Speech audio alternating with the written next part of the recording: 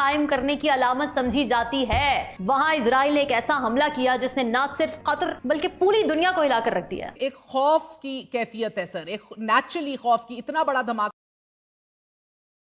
9/11 حملوں کے 24 سال مکمل ہونے کے بعد اس میں تو انہوں نے گو کے دو مرتبہ پاکستان کا بھی ذکر کیا، اور اسامہ بن لادن کے لیے اگر امریکہ پاکستان کے اندر آ سکتے ہیں تو ہم بھی نہیں آ سکتے قطر میں۔ جی، انہوں نے اسامہ بن لادن کا بھی ذکر کیا اور کہا ہے کہ جس طرح القاعدہ کا پیچھے کرتے ہوئے امریکہ اسامہ بن لادن کو اس نے ٹارگٹ کیا تھا، ہم نے بھی یہاں ٹارگٹ کیا ہے اسی طرح حماس کے رہنماؤں کا پیچھا کرتے ہوئے۔ حالانکہ وہ یہ ثالثی اور مذاکرات اور یہ قطر کی انکشاف ہوا ہے، بلکہ دعویٰ ہوا ہے اسرائیلی عہدیدار کی طرف سے کہ اس حملے کی نہ صرف امریکہ کو پیشگی اطلاع تھی بلکہ امریکہ نے اس حملے کے لیے مدد بھی کی۔ وہاں پہ امریکن بیسز ہیں اور اپنے الائز پہ حملہ کروایا امریکہ بہادر نے، اس میں کیا سبق پنہا ہے ہمارے لیے؟ آج کے حملے کے بعد اسرائیل تو اس بات کا اعلانیہ طور پر اعتراف کر رہا ہے کہ اب تو وہ کسی ملک کو نہیں چھوڑے گا، کسی بھی مسلمان ملک کو۔ تو بخاری صاحب، اب تو یہ ان کنٹریز کا، عرب ممالک کی کنٹریز کا پاکستان نے نہ صرف کنڈیم کیا بلکہ اسرائیل کے حملے کے بعد وہاں جا کے جس طرح ہم نے ایران کے اوپر کیا تھا، یہی ہم نے قطر کے ساتھ کیا ہے کہ یہ سولیڈیرٹی اسلامی بلاک کی، آپ اس کو چھوڑ دیں کہ OIC کیا کرے گی یا محمد بن سلمان کل پرسوں میں یہ سارے وزرائے خارجہ مل رہے ہیں، وہ کیا فیصلے کریں گے، ضرور کرنے چاہیے، جن کے بارے میں منصور جعفر صاحب بھی کہہ رہے تھے کہ فضائی پابندی لگائیں، کچھ بھی کریں، وہ کر سکتے ہیں تو کریں، لیکن پاکستان ترکی، ایران، یہاں تک کہ پاکستان بھی غیر محفوظ ہے۔ تو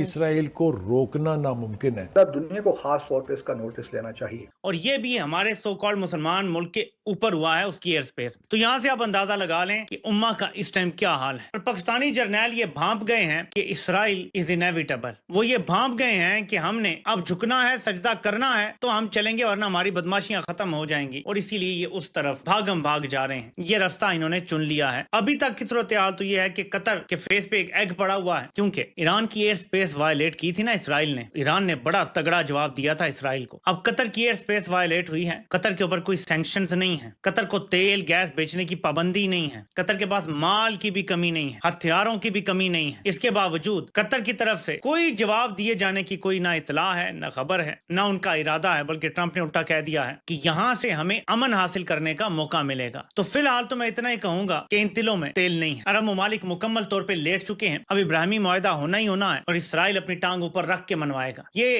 اگر ماننا ہی تھا تو 30 سال پہلے مان لیتے، کم از کم کچھ باتیں اسرائیل سے منوا لیتے، کوئی خطہ زمین اسے کہتے کہ چھوڑ دو اور اتنا رہنے دو فلسطینیوں کے۔ سب ایران پر پہلے حملہ ہوا، فلسطین پر تو کافی عرصے سے جاری ہے، اور اب دوحہ کا رخ کر لیا گیا اسرائیلی فورسز کی جانب سے، کیا سمجھتے ہیں؟ اور پھر وہ اس بات کا اعتراف کر رہے ہیں کہ امریکہ نے مدد فراہم کی ہے۔ اس سچویشن کو آپ کس طرف جاتا دیکھ رہے ہیں؟ نیتن یاہو کے ساتھ ساتھ ٹرمپ بھی اتنا ہی بڑا مجرم ہے جس نے یہ انسانیت سوز، یعنی جو جس کو کہتے ہیں نسل کشی کا جو عمل وہاں جاری رکھے ہوئے ہیں، اس میں امریکہ برابر کا شریک ہے۔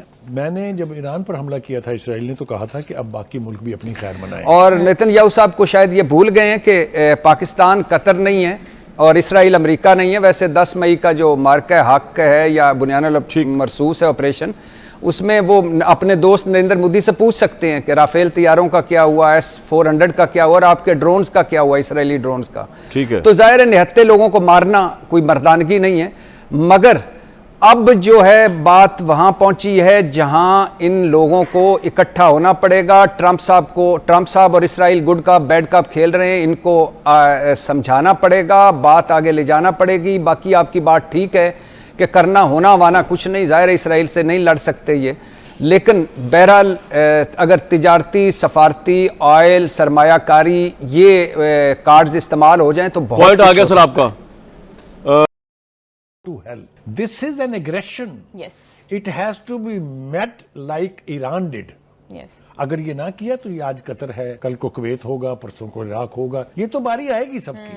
ہمیں ڈرایا گیا تھا پہلے کہ جناب ایران کے بعد پھر پاکستان کی باری ہے، یاد ہے نا؟ Yes. انہوں نے یہ کہا تھا کہ 1948 کے سب سے بڑا دشمن اسرائیل کا جو ہے وہ پاکستان ہے۔ یہ بات میں پھر وثوق سے کہہ رہا ہوں، اللہ کرے کہ ہمارے حکمرانوں کو بھی غیرت آئے۔ جی بالکل، ہمارے حکمران بھی صرف لفظی جنگ تک نہ رہے اور صرف مذمت کرنے سے کچھ نہیں ہونے والا، میں بتا رہا ہوں آپ سے۔ ہم اس کو نہیں سمجھیں گے से, तो जो कुछ हो रहा है वो हमारी आंखों के सामने है। ये एक के बाद दूसरा, दूसरे के बाद तीसरा, बारियां सबकी आनी।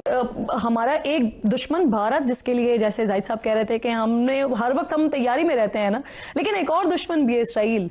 तो सर क्या उसके हवाले से हम हैं तैयारी में, क्योंकि वो हमसे कई गुना जो है वो दूरी पर है, फासले पर बैठा हुआ है, तो उसके लिए तैयारी है हमारी। इसराइल ने अरब वर्ल्ड को ये एक पैगाम दिया है कि वो किसी तौर के ऊपर जहां भी चाहेंगे वो अपनी मर्जी से स्ट्राइक कर सकते हैं, चाहे वो अमेरिका का कितना ही करीबी एलाई और क्लोज एलाई ना हो।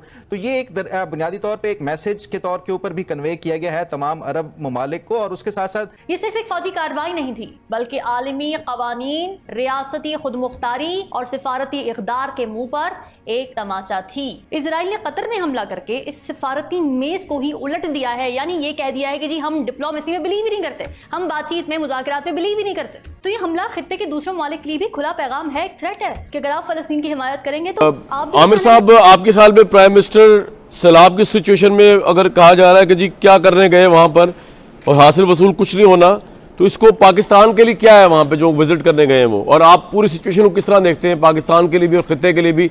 अमेरिका की पोजीशन क्या हो गई है, वीक हो गई है, स्ट्रांग हो गई है सारे मामले में?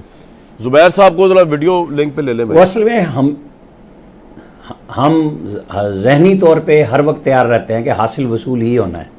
नंबर वन, ये विजिट सॉलिडारिटी के लिए था कि कतर हमारे साथ खड़ा रहा, और हमारे वज़ीर आज़म ने वापसी पे जब वो आ चुके हुए हैं, ट्वीट में भी ये कहा कि हम कंधे के साथ कंधा मिला के कतर के साथ खड़े हैं। उनके अमीर के साथ, थानी के साथ उनकी मुलाकात हुई।